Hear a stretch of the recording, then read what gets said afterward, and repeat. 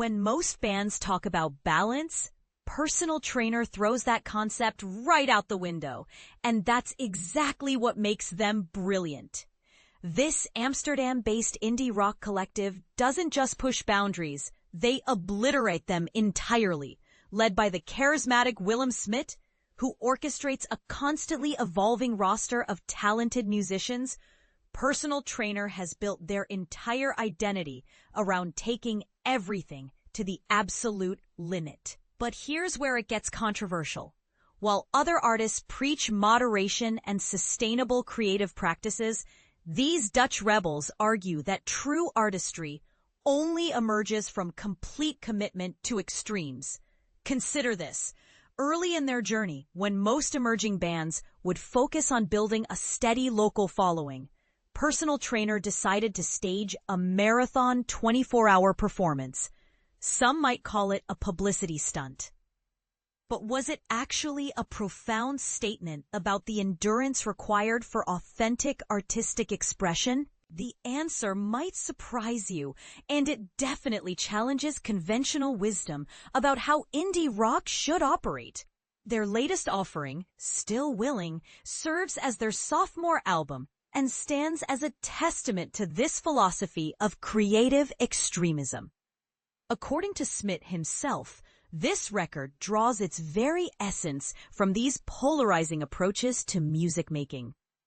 Every track represents a deliberate choice to embrace intensity over comfort, passion over pragmatism. And this is the part most people miss. Personal trainer's rotating lineup isn't just a practical arrangement, it's a philosophical statement.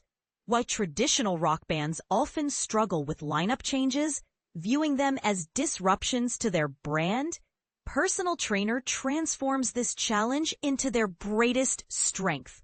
Each performance becomes a unique experience, impossible to replicate, because the chemistry between musicians shifts with every configuration. Recently, music enthusiasts got an exclusive glimpse into this dynamic during Personal Trainer's mini-concert at the 2025 NON-COMMvention in Philadelphia.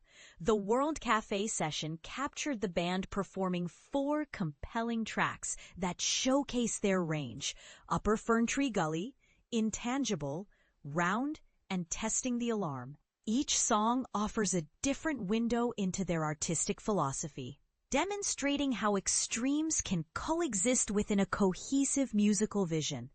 But here's the million-dollar question that's dividing critics and fans alike. Is personal trainer's commitment to extremes a genuine artistic evolution, or simply a calculated way to stand out in an oversaturated indie rock landscape?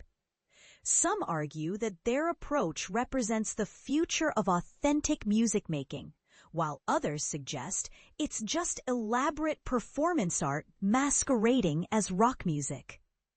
The production quality of their World Cafe session, expertly handled by Will Loftus as producer, with Miguel Perez crafting the accompanying web content, Chris Williams engineering the sound, Chelsea Johnson coordinating programming and booking, and senior producer Kimberly Janaud overseeing the entire project, certainly supports the argument that there's serious craftsmanship behind their seemingly chaotic approach.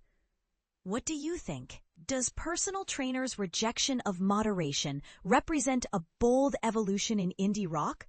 Or are they simply embracing extremes for the sake of attention? Are rotating lineups the future of collaborative music making? Or does this approach sacrifice the deep musical chemistry that comes from consistent band relationships? Share your thoughts. This debate is far from settled, and your perspective could change how we understand the role of extremes in creative expression.